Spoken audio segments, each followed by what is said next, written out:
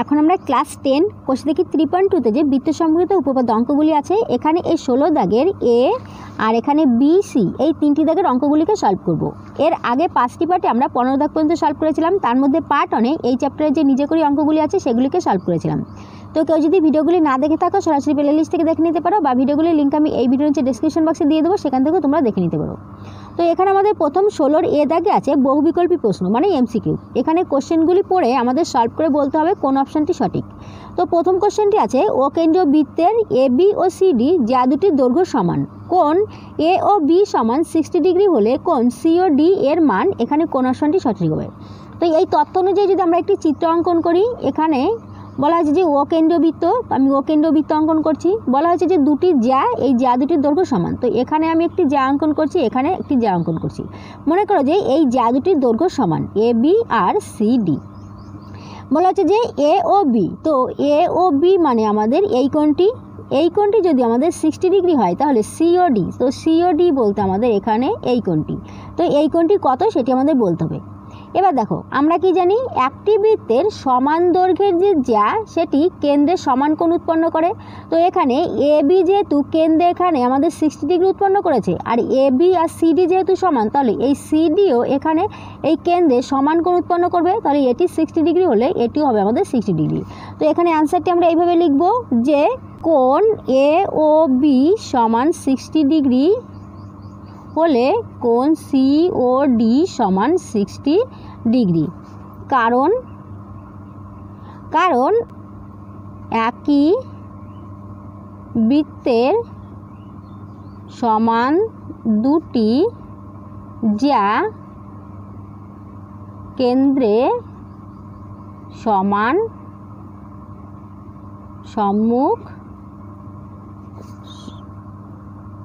কোণ উৎপন্ন করে।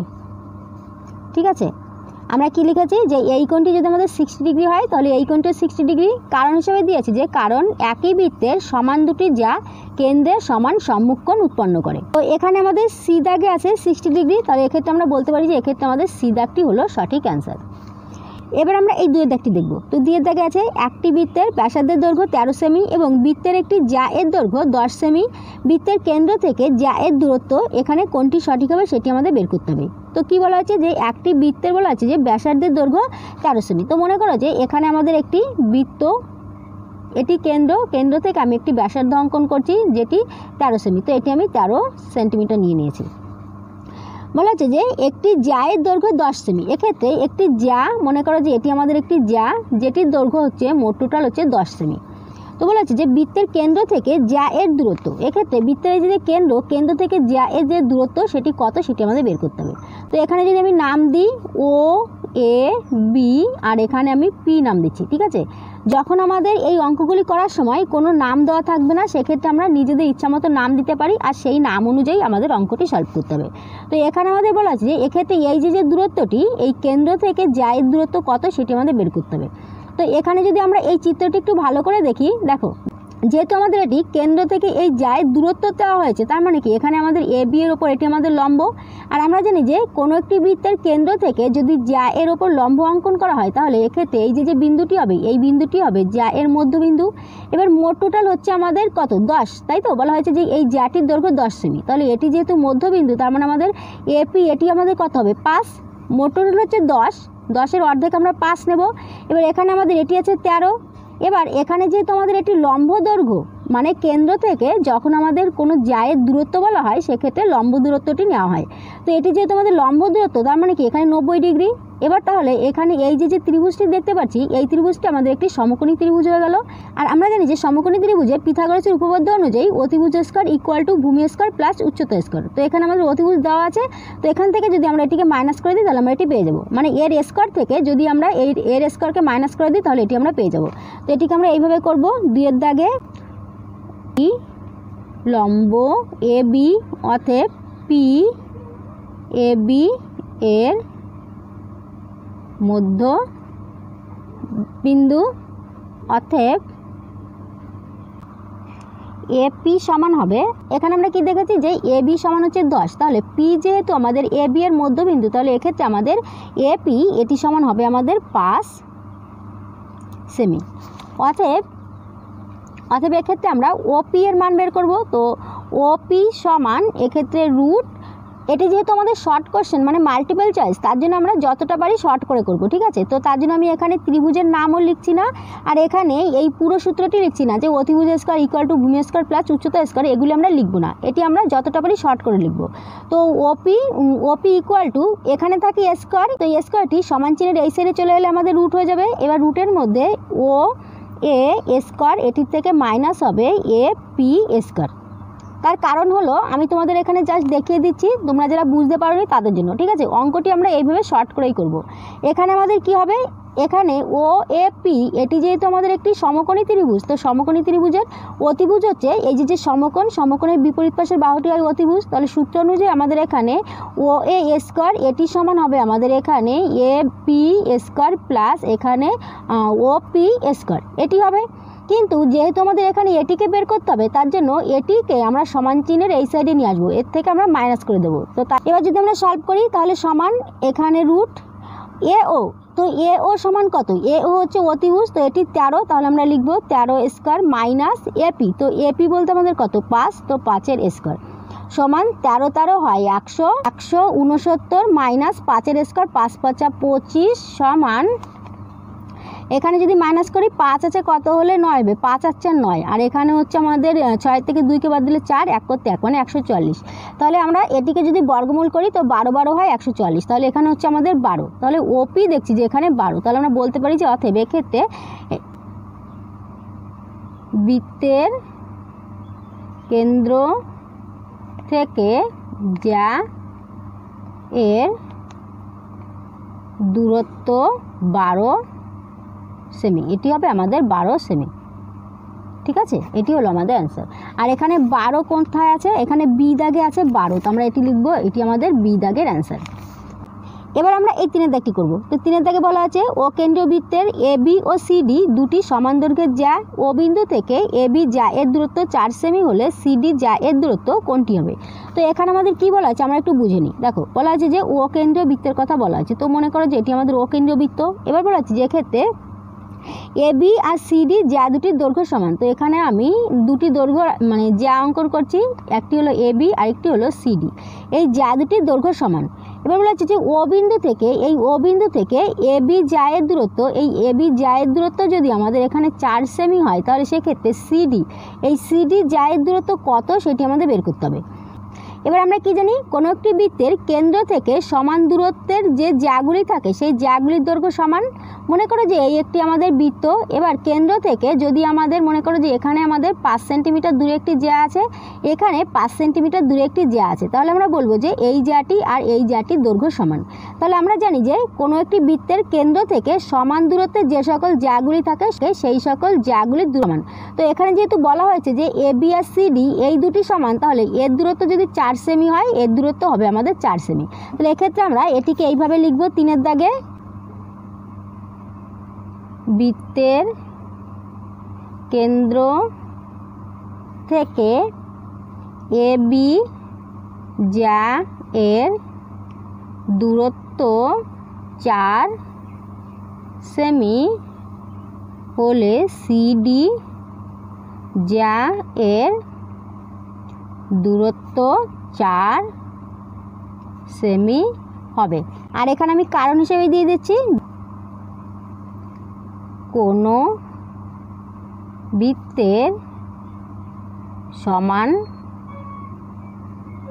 দৈর্ঘ্যের যা কেন্দ্র থেকে কোনো বৃত্তের সমান দৈর্ঘ্যের যা কেন্দ্র থেকে সমান দূরত্বে অবস্থান করে। কি কি লিখেছি, যে বৃত্তের কেন্দ্র থেকে এ বি যা এর দূরত্ব 4 সেমি হলে সিডি যা এর দূরত্ব 4 সেমি হবে। কারণ হিসেবে লিখেছি যে কোনো বৃত্তের সমান দৈর্ঘ্যের যা কেন্দ্র থেকে সমান দূরত্বে অবস্থান করে, এটি হলো আমাদের অ্যান্সার। এবার কথা হলো যে এখানে আমাদের সিডি যা এর দৈর্ঘ্য কত, এখানে বলা হয়েছে 4 সেমি, তো সেটি আমাদের বি দাগে আছে, তাহলে আমরা বলবো যে এক্ষেত্রে আমাদের এটি অ্যান্সার হবে বি দাগ। এবার আমরা এই আইভি মানে চার দেখে সলভ করব। তো এখানে আছে A B O C D দুটি সমান্তরাল যা এর প্রত্যেকটির দৈর্ঘ্য 16 সেমি। বৃত্তের ব্যাসার্ধের দৈর্ঘ্য 10 সেমি হলে যা দুটির মধ্যে দূরত্ব এখানে কোনটি সঠিক হবে সেটি আমাদের নির্ণয় করতে হবে। তো এখানে আমাদের কি বলা আছে, একটি বৃত্তের কথা বলা আছে যে বৃত্তে দুটি যা আছে সমান্তরাল। তো আমি এখানে এ বি একটি যা অঙ্কন করলাম, এর সমান্তরাল করে এখানে আমি এই সিডি একটি যা অঙ্কন করলাম। এবার বলা আছে যে এই যা দুটির প্রত্যেকটির দৈর্ঘ্য 16 সেমি, এটিও আমাদের 16 সেমি, এটিও আমাদের 16 সেমি। বৃত্তের ব্যাসার্ধের দৈর্ঘ্য, এক্ষেত্রে বৃত্তের এটি আমি কেন্দ্র ধরছি ও, তো কেন্দ্র থেকে এই যে ব্যাসার্ধ, এই ব্যাসার্ধের দৈর্ঘ্য বলা হচ্ছে যে 10 সেমি। তাহলে সেক্ষেত্রে যা দুটির মধ্যে দূরত্ব মানে এই যে দূরত্বটি কত সেটি আমাদের বের করতে হবে। এবার এখানে যদি আমরা একটু ভালো করে দেখি, এখানে আমাদের এই যা আর এই দুটি জায়ের দৈর্ঘ্যই সমান।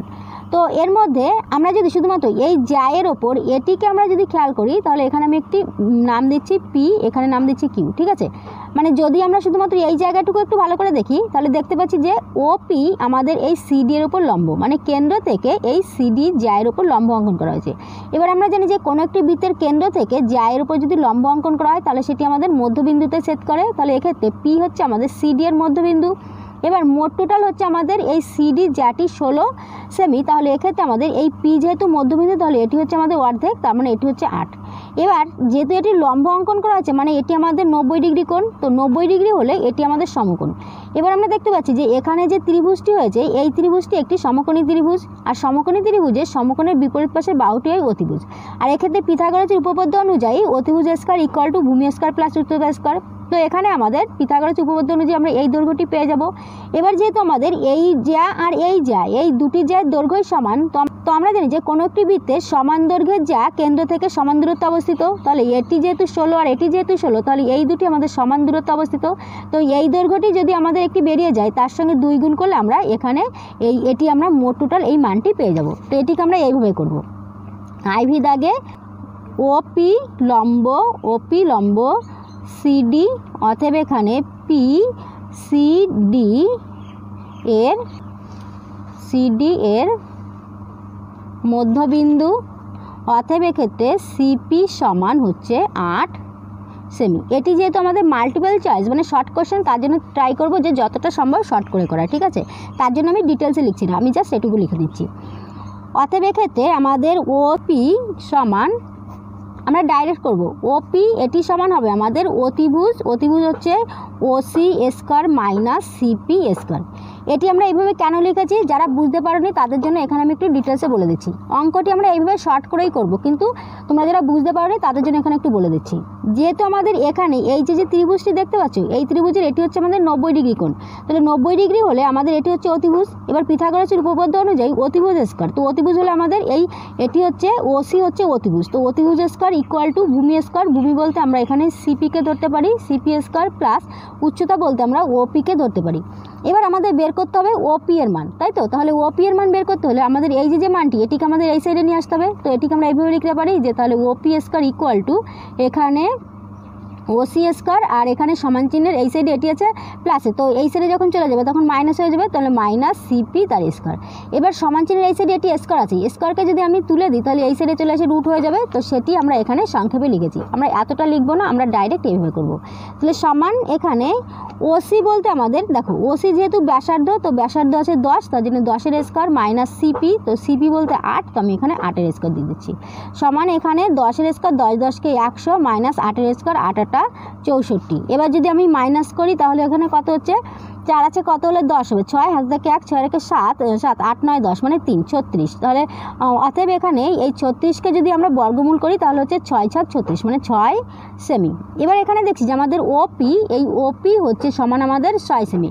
এবার তাহলে আমরা লিখতে পারি যে অতএব এখানে আমাদের যে কিউপি নাম দিয়েছি, এখানে আমরা লিখব কিউপি সমান, দেখো কিউপি সমান আমাদের কি ও কিউ প্লাস ওপি, তাই তো। এই কিউপি হচ্ছে মোট মানটি হচ্ছে কিউপি, তো কিউপিকে আমরা কিউপি না বলে আমরা কিউও আর ওপি এইভাবে আমরা বলতে পারি সমান। এবার যেহেতু আমাদের এই দুটি যা আমাদের সমান, তো আমরা জানি যে কোনো একটি বৃত্তের সমান যা কেন্দ্র থেকে সমান দূরত্বে অবস্থিত, তাহলে এটি যেহেতু আমাদের 6, তাহলে এটিও আমাদের 6, তাহলে হচ্ছে 6 যোগ 6 সমান 12 সেমি। তাহলে এক্ষেত্রে আমরা বলতে পারি যে অতএব যা দুটির মধ্যে দূরত্ব 12 সেমি, আর এটি আমাদের 12 সেমি এ দাগে আছে, তাহলে আমরা বলবো যে এটি আমাদের এ দাগের অ্যান্সার। কী করে করলাম নিশ্চয়ই বুঝতে পেরেছো। তবু যদি কার কথা বুঝতে অসুবিধা হয় আরও একবার করে দেখে নেবে, দেখে নিয়ে তোমরা নিজেরা প্র্যাকটিস করবে, আর তাহলে দেখবে পুরো বুঝে যাবে। তারপরে যদি কোথাও না বুঝতে পারো আমাকে অবশ্যই কমেন্ট করতে পারো, আমি তোমাদের বলে দেবো। এবার আমরা এই ভি মানে 5 দাগটি সলভ করব। তো 5 দাগে আছে দুটি সমকেন্দ্র বৃত্তের কেন্দ্র ও একটি সরলরেখায় একটি বৃত্তকে এ ও বি বিন্দুতে এবং অপর বৃত্তকে সি ও ডি বিন্দুতে ছেদ করে। এসি সমান 5 সেমি হলে বিডি এর দৈর্ঘ্য, এখানে কোনটি সঠিক হবে? কি বলা আছে দেখো, বলা আছে যে দুটি সমকেন্দ্র বৃত্ত। তো সমকেন্দ্র বলতে আমরা জানি যে কোনো একটি কেন্দ্রকে যদি মানে কোনো একটি বৃত্তের কেন্দ্রকে এইভাবে রেখে সেই একই কেন্দ্রের উপর যখন আমরা অনেকগুলি বৃত্ত অঙ্কন করছি তাহলে সেই বৃত্তগুলিকে আমাদের বলা হয় সমকেন্দ্রীয়। এটি আমি তোমাদের পার্ট 1 ডিটেলসে বলেছিলাম।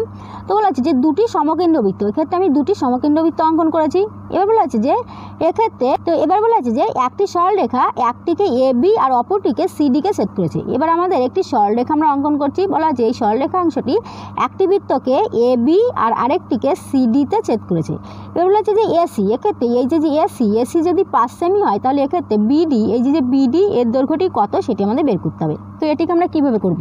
এখানে আমরা দেখেই বুঝতে পারছি যে এটি আমাদের পাস হলে এটি আমাদের পাস হবে, কিন্তু সেটি আমরা কী করে করব? দেখো এখানে আমি চিত্রটি আরও একবার অঙ্কন করে নিচ্ছি। ও কেন্দ্রীয় বৃত্ত, এখানে এ বি সি ডি। এবার এখান থেকে আমি একটি লম্ব অঙ্কন করছি এ বি সরলরেখাংশের উপর, এখানে নাম দিচ্ছি পি। তাহলে আমরা লিখব যে ওপি লম্ব এ বি, অতএব পি এ বি এর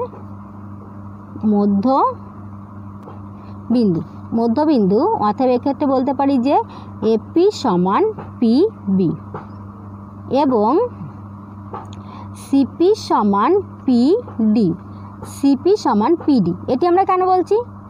পি এ বি এর মধ্যবিন্দু, তার জন্য আমরা এটি বলেছি। কিন্তু এখানে সিপি সমান পিডি কেন বলছি? তার কারণ হলো এখানে যেহেতু এখানে ওপি এটি আমাদের সিডি এর উপরও আমাদের লম্ব, ঠিক আছে। ওপি আমাদের এ বি এর উপর তো লম্ব, আবার সিডির উপরে লম্ব। তার কারণ হলো এখানে এই যে সরলরেখাংশটি এটি আমাদের একই সরলরেখাংশ। এবার দেখো এখানে যেহেতু এটি সমান এটি আর এটি সমান এটি, তাহলে এর বামপক্ষ থেকে যদি আমি এর বামপক্ষকে মাইনাস করি তাহলে হচ্ছে এপি মাইনাস সিপি।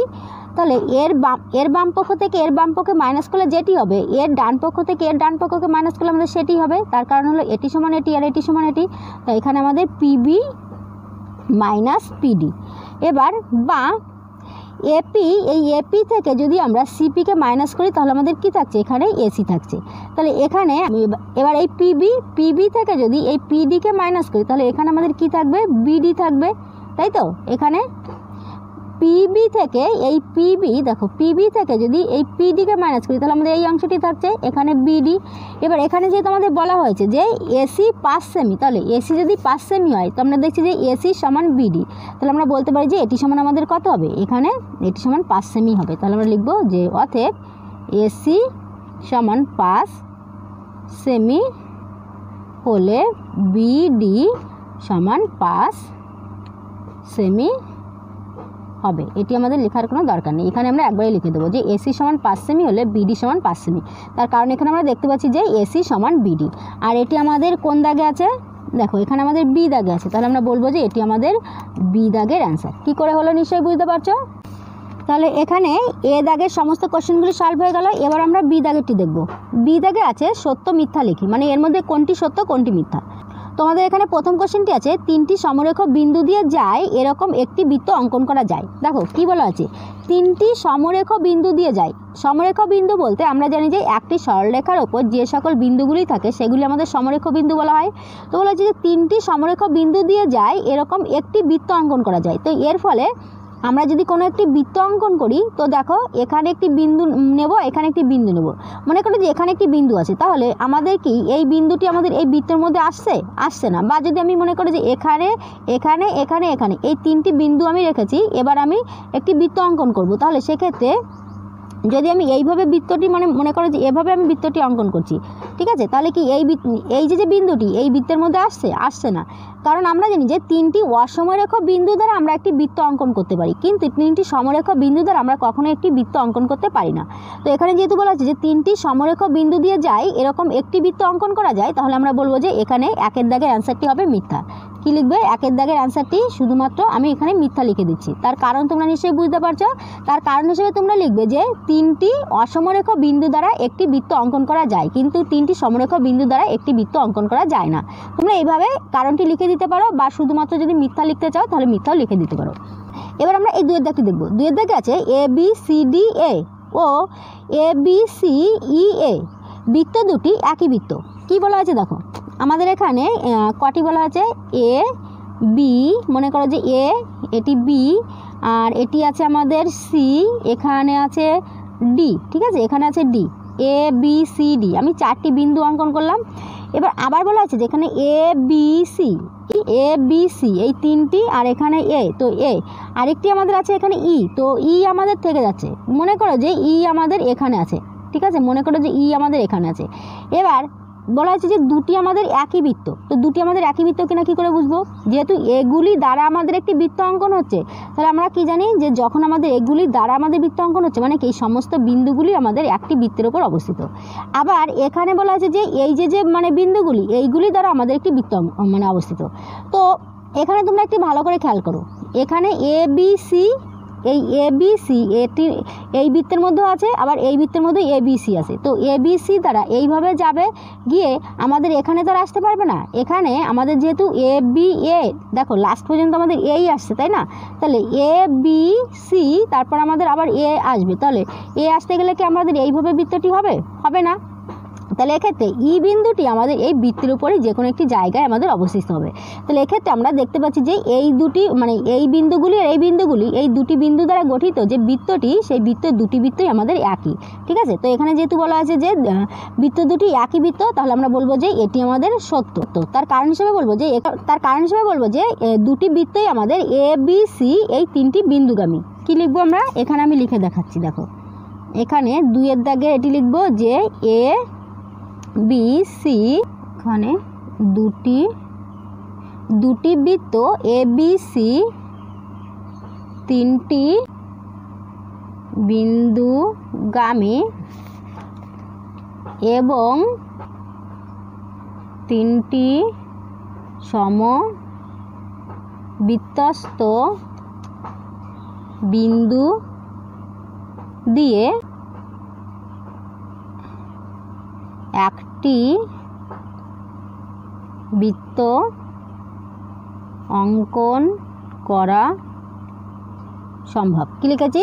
দুটি বৃত্ত ABC 3টি বিন্দুগামী এবং 3টি সমবৃত্তস্থ বিন্দু দিয়ে একটি বৃত্ত অঙ্কন করা সম্ভব।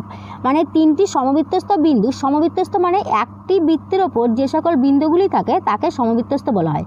তো 3টি বিন্দু যদি আমাদের, মনে করো যে 3টি বিন্দু যদি আমাদের একটি বৃত্তের মধ্যে থাকে, আরও একটি বৃত্তের মধ্যে যদি সেই 3টি বিন্দুই থাকবে, তাহলে সেক্ষেত্রে আমাদের দুটি বৃত্তই আমাদের এক হবে, ঠিক আছে। কি বললাম? 3টি অসমরেখ বিন্দু দ্বারা এই একটি বিন্দু, একটি বিন্দু, একটি বিন্দু। এবার এই 3টি অসমরেখ বিন্দু দ্বারা আমরা একটি বৃত্ত অঙ্কন করতে পারি।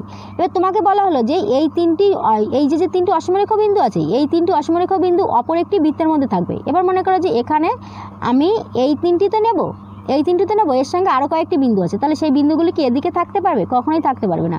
সেই বিন্দুগুলি আমাদের এই বৃত্তের ওপরেই অবস্থিত হবে। তো তার জন্য এখানে আমাদের যে আলাদা আলাদা নামগুলি আছে, এখানে যেমন ডি নাম আছে আর এখানে যেমন ই নাম আছে, এই যে বিন্দুগুলি, এই বিন্দুগুলি নিশ্চয়ই আমাদের এই বৃত্তের ওপরেই অবস্থিত হবে। আর সেক্ষেত্রে বৃত্ত দুটি আমাদের একই হবে। আর এক্ষেত্রে যেহেতু একটি মাত্র বৃত্ত, তাহলে আমাদের এটি আমরা সত্য লিখব। তার কারণ হলো এখানে আমাদের বলা হয়েছে যে বৃত্ত দুটি একই বৃত্ত। এবার আমাদের 3-এর দাগে বলা আছে ও কেন্দ্রীয় বৃত্তের AB এবং AC যা দুটি এ ও ব্যাসার্ধের বিপরীত পাশে অবস্থিত হলে কোণ OAB সমান কোণ OAC।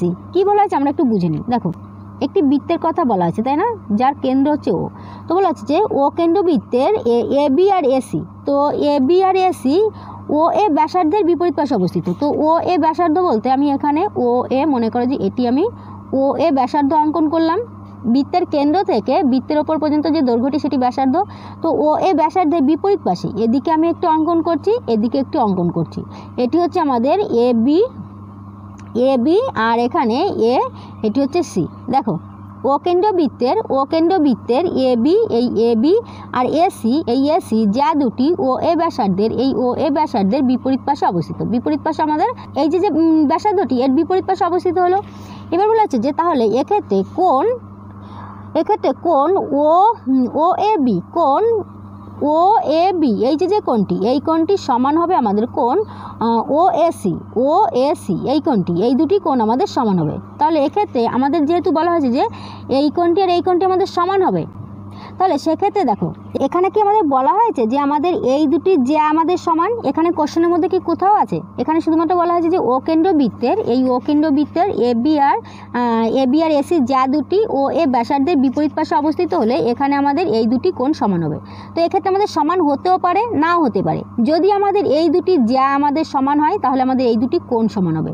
আবার যদি এই দুটি যা আমাদের সমান না হয়, মনে করে যে এরূপ আমি যদি অঙ্কন করি, এখানে আমি একটি এ বি অঙ্কন করে নিলাম, এটির বদলে এই মনে করে যে বি ড্যাশের বদলে আমি বি এখানে ধরছি, তাহলে সেক্ষেত্রে আমাদের এই কোণটি আর এই কোণটি, এই দুটি কোণ কি আমাদের সমান হচ্ছে? নিশ্চয়ই হচ্ছে না। তাহলে এক্ষেত্রে এই দুটি যে সমান সেটি আমরা বলতে পারবো না, এক্ষেত্রে আমরা এটিকে মিথ্যা বলতে পারি, ঠিক আছে। কিন্তু এটি তোমাদের বইয়ের অ্যান্সারের মধ্যে আছে যে এটি আমাদের মিথ্যা, কিন্তু এটি আমাদের কিন্তু সত্যও হতে পারে। সত্য কোন ক্ষেত্রে হতে পারে? তার কারণ হলো যেহেতু আমাদের বলা হয়নি যে এই দুটি আমাদের সমান, তেমনই আমাদের বলা তো হয়নি, এটি তো বলাও হয়নি যে এই দুটি আমাদের অসমান, সে তো আমাদের বলা হয়নি। যদি মনে করো যে এই বিপরীত পাশে অবস্থিত আর এই দুটি যে আমাদের সমান, তাহলে তো সেক্ষেত্রে আমাদের এই কোণ দুটি অবশ্যই সমান হতে পারে।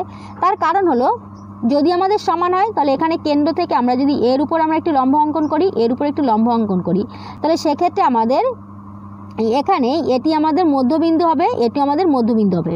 এই দুটি যেহেতু আমরা সমান ধরবো, তাহলে মনে করো যে এটি আমাদের, আমি তোমাদের একটি উদাহরণ দিয়ে দেখাচ্ছি, ঠিক আছে। মনে করো যে এটি আছে 16, তাহলে এখানে অর্ধেক হলে এটি হবে আমাদের 8, এখানে এটি হবে আমাদের 8, মানে এই বাহু দুটি আমাদের সমান হয়ে যাবে। আবার আমাদের এখানে এটি সাধারণ বাহু হবে। এই দুটি ত্রিভুজকে আমরা তুলনা করার কথা বলছি, ঠিক আছে। এখানে এই ত্রিভুজের মধ্যে আমাদের এই দুটি বাহু আমাদের সমান হবে, কারণ এই দুটি যা যদি সমান হয় তাহলে এদের সমদ্বিখণ্ডক আমাদের এটি আর এটি সমান হবে। আবার এখানে লম্ব অঙ্কন করলে এই কোণটি আর এই কোণটি সমান হবে, আর এটি সাধারণ বাহু।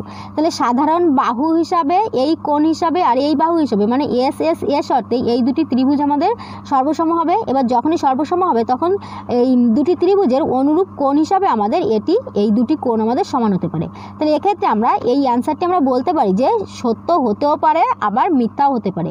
অতএব এক্ষেত্রে আমরা অ্যান্সারটি কিন্তু পুরো ক্লিয়ার মিথ্যা বলতে পারি না, ঠিক আছে। মানে সাধারণত তোমাদের বইয়ের অ্যান্সারে মিথ্যা বলা আছে, তার জন্য আমি মিথ্যা লিখছি। কিন্তু এক্ষেত্রে তোমাকে যদি বলা হয় যে এই যা দুটি সমান, তাহলে অবশ্যই কিন্তু আমাদের এই কোণ দুটি সমান হবে।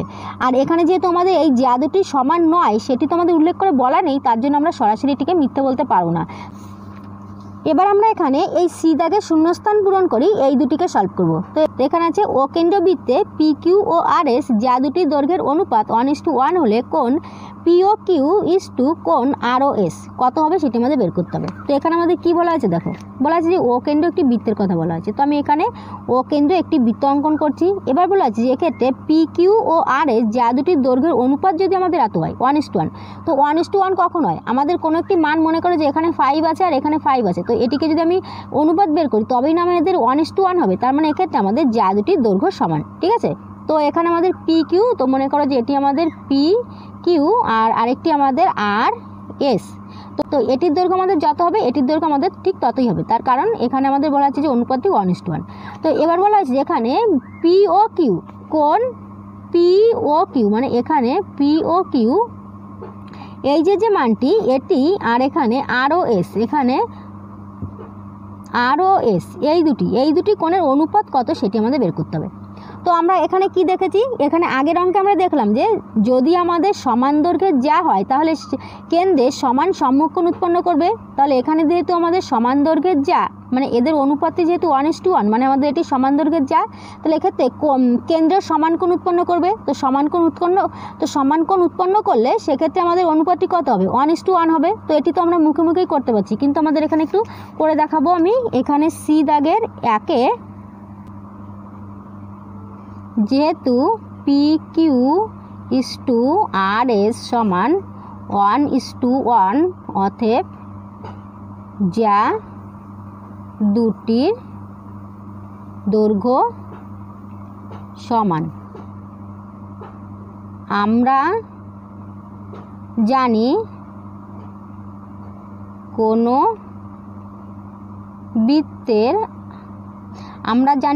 বৃত্তের সমান দৈর্ঘ্যের যা কেন্দ্রে সমান কোণ উৎপন্ন করে। অতএব কোণ POQ ইসটু কোণ ROS সমান হবে 1:1। কারণ যখনই আমাদের এই কোণ দুটি আমাদের সমান হবে, এখানে লিখে নিয়েছি যে আমরা জানি কোনো বৃত্তের সমান দৈর্ঘ্যের যা কেন্দ্রে সমান কোণ উৎপন্ন করবে, তার মানে আমাদের এই দুটি কোণ আমাদের সমান, আর যখনই কোণ সমান তাহলে এদের অনুপাতটি আমাদের হবে 1:1। তো এখানে আমাদের এই যে মানে একের দাগের অ্যান্সারটি আছে, এখানে আমাদের ড্যাশের এখানে হবে 1:1। এবার আমরা দুয়ের দাগটি করব। দুয়ের দাগে আছে কোনো বৃত্তের যা এর লম্ব সমদ্বিখণ্ডক ওই বৃত্তের ড্যাশ। দেখো কি বলা হয়েছে, এটি নিশ্চয়ই তোমরা বুঝতে পেরেছ। যদি কেউ না বুঝতে পারো আমি একটু পরে বুঝিয়ে দিচ্ছি, তার আগে আমরা এটিকে করি। দেখো এখানে বলা হয়েছে যে বৃত্তের কোনো একটি আমি বৃত্ত অঙ্কন করছি, এখানে একটি বৃত্ত অঙ্কন করছি। বৃত্তের কোনো যা, মনে করো যে এই একটি যা, এটি আমাদের কেন্দ্র ধরছি, ও কেন্দ্র, A B আমি যা ধরছি। তো বলা হচ্ছে যে বৃত্তের কোনো যা এর লম্ব সমদ্বিখণ্ডক, এর যদি আমরা লম্ব সমদ্বিখণ্ড করি, মানে জ্যাটিকে সমান দুটি খণ্ডে বিভক্ত করি, লম্ব সমদ্বিখণ্ডক করি, তাহলে সেক্ষেত্রে লম্ব সমদ্বিখণ্ডক ওই বৃত্তের, এই যে বৃত্তটি, এই বৃত্তের কি হবে, আমাদের এই বৃত্তের কেন্দ্রগামী হবে। তার কারণ হলো কোনো একটি বৃত্ত তার কেন্দ্র থেকে যদি আমরা যা এর উপর আমরা লম্ব সমদ্বিখণ্ডক অঙ্কন করি, তবেই আমাদের এই মধ্যবিন্দুতে ছেদ করবে, তাই তো, একটি মধ্যবিন্দুতে ছেদ করবে। তো যেহেতু বলা হয়েছে যে বৃত্তের কোনো যা এর লম্ব সমদ্বিখণ্ডক মানে এই জ্যাটিকে সমান দুটি খণ্ডে বিভক্ত করে লম্বভাবে তুলে দেওয়া হবে, 90 ডিগ্রি কোণ করে তুলে দেওয়া হবে। তাহলে সেক্ষেত্রে কী হবে, এখানে কেন্দ্রে যাবে, তাই তো, এখানে কেন্দ্রগামী হবে। তাহলে আমরা বলতে পারি যে এক্ষেত্রে এটি হবে, এটি দুয়ের দাগে কেন্দ্রগামী। কেন বললাম আমি আরও একবার বলি, আমরা জানি কোনো একটি বৃত্তের যদি কেন্দ্র থেকে জ্যায়ের ওপর লম্ব অঙ্কন করা হয়, তাহলে জ্যাটিকে সমান দুটি খণ্ডে বিভক্ত করে। আর এখানে কথাটি উল্টো বলা হয়েছে যে কোনো একটি বৃত্ত যদি আমাদের কোনো এই জ্যা এর যদি আমাদের মানে সমান দুটি খণ্ডে বিভক্ত করে এখানে লম্ব অঙ্কন করা হয়, তাহলে এটি কোথায় যাবে, এটি আমাদের কেন্দ্রে যাবে, তার জন্য এটি কেন্দ্রগামী হবে। আর এখানে তোমাদের যদি কারো বুঝতে অসুবিধা হয় তাদের জন্য আরও একবার বলছি, এখানে আমাদের বলা হয়েছিল যে PQ আর RS এই দুটি আমাদের যা এর যে অনুপাত, সেই অনুপাতটি আমাদের 1:1 ছিল। এবার আমরা কি জানি 1:1 কখন হয়, আমাদের দুটি সংখ্যা সমান হলে তবেই আমাদের 1:1 হয়। তো দুটি সংখ্যা সমান মানে তাহলে এই দৈর্ঘ্যটি আর এই দৈর্ঘ্যটি সমান। তো তার জন্য লিখেছি যেহেতু PQ/RS সমান 1:1, অতএব যা দুটির দৈর্ঘ্য সমান, অতএব এক্ষেত্রে আমাদের যা দুটির দৈর্ঘ্য সমান। এবার আমরা জানি যে কোনো একটি বৃত্তের যদি যা সমান হয় তাহলে সেই যা দুটি কেন্দ্রের সমান সম্মুখকোণ উৎপন্ন করে। তো এই দুটি যা যেহেতু সমান, তাহলে এক্ষেত্রে এই কেন্দ্রের সমান সম্মুখকোণ উৎপন্ন করবে। তাহলে এক্ষেত্রে সমান সম্মুখকোণ মানে এটি যদি মনে করো যে আমাদের 90 ডিগ্রি হবে, তাহলে এটি আমাদের 90 ডিগ্রি হবে। এবার 90:90 এটিকে যদি আমরা অনুপাতে বের করি তাহলে 1:1ই হবে। তার জন্য লিখেছি যে এই দুটি কোণের অনুপাত আমাদের 1:1 হবে। তো এখন আমাদের এই 16 দাগের কোশ্চেনগুলি সলভ হয়ে গেল। আজ এই পর্যন্ত। আশা করছি এই কোশ্চেনগুলি তোমরা ভালোভাবে বুঝতে পেরেছো। তবু যদি কারো কোথাও বুঝতে অসুবিধা হয় আরও একবার করে দেখে নেবে, দেখে নিয়ে তোমরা নিজেরা প্র্যাকটিস করবে। তারপরেও যদি কোথাও বুঝতে অসুবিধা হয় তোমরা আমাকে অবশ্যই কমেন্ট করতে পারো, আমি তোমাদেরকে বলে দেবো। আর পরের দিনে আমরা এখানে 17 দাগের সংক্ষিপ্ত উত্তরধর্মী প্রশ্ন মানে এসেগুলিকে সলভ করব।